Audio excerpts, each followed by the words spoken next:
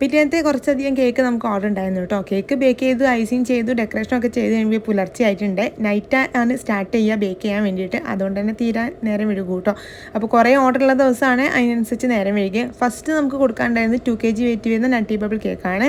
അപ്പോൾ അത് ഞാനൊന്ന് ഡെക്കറേഷനൊക്കെ ചെയ്തു, മാറ്ററൊക്കെ എഴുതി ഡെലിവറി ചെയ്യാനുള്ള പരിപാടി നോക്കാൻ കേട്ടോ. ഇത് ഏട്ടൻ്റെ കസിൻ സിസ്റ്റർ വീട്ടിലേക്കാണ് കേട്ടോ. അവരുടെ ഫാമിലിയുള്ള എല്ലാവരും നമ്മളോട് തന്നെയാണ് വാങ്ങാറുള്ളത്. അവരുടെ വീടൊക്കെ അടുത്തടുത്താണ് കേട്ടോ. അതുകൊണ്ട് ഇടയ്ക്കിടയ്ക്ക് നമുക്ക് അവിടേക്ക് ഓർഡർ വരാറുണ്ട്. പിന്നെ അവിടെ പോയാൽ നമുക്ക് എന്തെങ്കിലും കഴിക്കാതെ വിടൂല കേട്ടോ ചേച്ചി. അപ്പം ഈ പ്രാവശ്യം പോയപ്പോൾ നമുക്ക് കയറാൻ നേരമില്ലാത്തതുകൊണ്ട് ഉണ്ണിയപ്പം എടുത്തത് പോന്നു കേട്ടോ.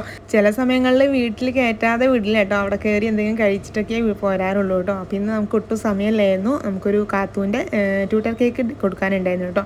അപ്പോൾ അതൊക്കെ ഏകദേശം ടൈം നമ്മൾ കറക്റ്റ് ആക്കിയിട്ടാണ് ഓരോ സ്ഥലത്തും കേക്ക് ഡെലിവറി ചെയ്യാൻ പോകുന്നത്. അപ്പോൾ ഇതൊരു സെക്കൻഡ് ബർത്ത്ഡേക്കുള്ള കാത്തു തീമിലുള്ള കേക്കായിരുന്നു. അവർ അയച്ചെന്നതിന് ചെറിയ ചെറിയ മാറ്റങ്ങളൊക്കെ ഞാൻ വരുത്തിയിട്ടുണ്ട് കേട്ടോ. അവർക്ക് എൻ്റെ ഇഷ്ടത്തിന് ചെയ്തോളാനാണ് പറഞ്ഞിട്ടുണ്ടായിരുന്നത്.